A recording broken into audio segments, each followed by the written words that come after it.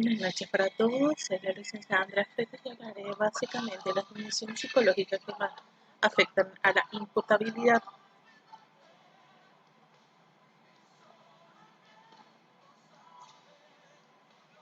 ¿Qué dice el Código Penal paraguayo sobre la imputabilidad? Con respecto al trastorno mental, no es reprochable el que en el momento de la acción u omisión por causa de un trastorno mental, desarrollo psíquico incompleto, retardado o de grave perturbación de la conciencia, fuera incapaz de conocer la antijuridicidad del hecho o determinarse conforme a ese conocimiento. Es decir, que una persona que cuenta con un desarrollo psíquico incompleto, retardado o con trastorno mental no puede saber, no es consciente de que ha cometido un delito y por ende no puede asumir las consecuencias del mismo, ya que cuando cometemos un delito y nos descubre la policía, se sigue el proceso judicial, hay una serie de consecuencias al respecto y la peor consecuencia sería ir a la cárcel. Eso no sería posible en una persona con trastorno mental, ya que esa persona no sabe que lo que hizo está mal, no sabe que es un delito, no es consciente de ello. Segundo, cuando por las razones señaladas en el inciso anterior, o sea, de lo que hablamos recién, el autor haya obrado con una considerable disminución de su capacidad para conocer la antijuridicidad del hecho o de determinarse conforme a ese conocimiento, la pena será atenuada al artículo 67. Es decir, si es que en la evaluación psicológica, psiquiátrica, médica, a la que se somete a la persona que ha cometido un delito, se consideran en ese momento que cometió el delito, ha habido una disminución de su capacidad de conocer, de ser consciente de que ha cometido un delito, entonces la condena es disminuida. Pero obviamente para ello tiene que haber un proceso. El Código Penal entiende que uno de los principales requerimientos para que a un sujeto se le aprecie como imputable de una acción delictiva es que dicho sujeto en el momento de cometer el delito supiera o conociera la ilicitud de dicha acción.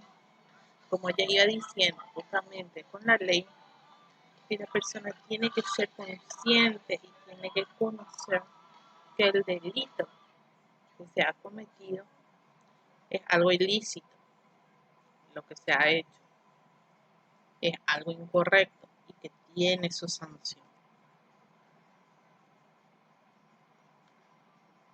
Para nosotros en psicología no se trata de conocer los artículos del Código Penal, no vamos a saber de memoria como un abogado, pero sí tener en cuenta principalmente para nuestro trabajo pericial el artículo 23 del Código Penal, sino que mediante las herramientas que poseemos, tener el juicio crítico para poder discernir qué conductas son lícitas o no dañinas de las que no son, perdón.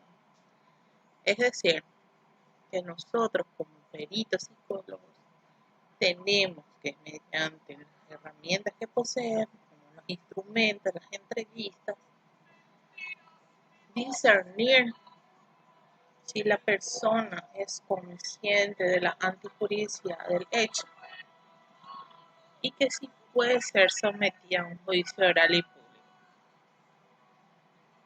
Bueno, hablando un poco de las dimensiones psicológicas que afectan la capacidad cognitiva. Básicamente, para ser consciente de un delito, tenemos que apelar a la capacidad cognitiva. ¿Y qué facultades están relacionadas aquí? Están relacionadas la conciencia, la atención, la percepción, la memoria, el pensamiento y el lenguaje. Primeramente, la conciencia está íntimamente relacionada con la atención y la memoria, de manera que en ciertas ocasiones se corre el peligro de identificar unas con otras. Es por esto que su estudio es difícil. De manera operativa definiremos conciencia como el estado a partir del cual un sujeto puede verbalizar sus pensamientos, es el resultado de la activación de los esquemas mentales, o sea que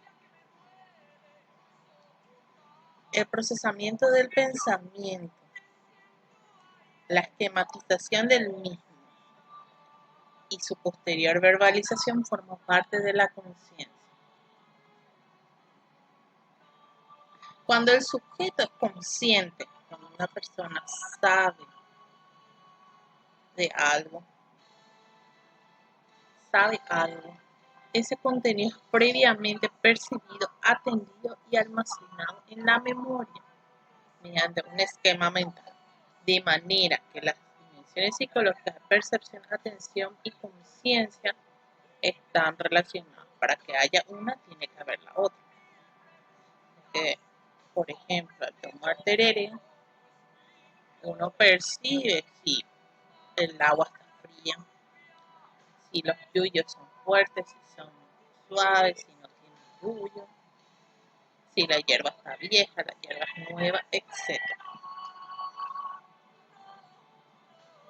La atención está íntimamente relacionada con la conciencia. Somos conscientes de aquello que atendemos, podemos dirigir la atención voluntariamente. Sin embargo, no todo lo atendido llega a ser consciente. Y también está la memoria, que se relaciona íntimamente con la atención. Es decir, que para que haya conciencia tiene que haber atención y tiene que haber memoria. Y hay muchas cosas de las que atendemos que no somos conscientes, como la atención involuntaria. De manera general se puede decir que el sujeto será imputable de sus actos al menos que en el momento del delito se hallara en un estado mental que le impidiera comprender la ilicitud de su actuación y actuar conforme a dicha comprensión, como lo que vamos diciendo. La persona tiene que conocer la antijuridicidad del hecho que cometió y el perito tiene que ver si de acuerdo a eso la persona se puede someter a juicio oral. En el caso concreto que existirán alteraciones en la atención, estas afectarán sobre todo la capacidad cognitiva, no tanto a la volitiva, que iremos viendo en otro capítulo. Percepción. Según la etiología de las atenciones perceptivas, será diferente la valoración de la imputabilidad del sujeto que padezca dichas alteraciones. Si se tratan de alteraciones perceptivas originadas por déficits sensoriales, pueden ser valorables. Si por el contrario se deben a una psicopatología subyacente, se analizará mediante la evaluación del sujeto para relacionarlo con el artículo 23. Si esas alteraciones perceptivas, principalmente las que se dan en la esquizofrenia, pueden ser que impidan que la persona sea consciente del delito. Las alteraciones perceptivas, si son consecuencia del consumo de ciertas sustancias, se podría hablar de excitación emotiva, lo cual será analizado en otras asignaturas, como por ejemplo Marco Curriculum, Introducción de Psicología Aplicada a la Ley, entre otras. En la memoria no puede considerarse como una función aislada, sino estrechamente relacionada con otras. Como ya dijimos, la atención y la conciencia. Como consecuencia de la relación de funciones, las alteraciones de memoria pueden deberse a una multitud de causas, al ser solo una parte del sistema global. Las alteraciones no suelen presentarse como el único problema que un paciente presenta.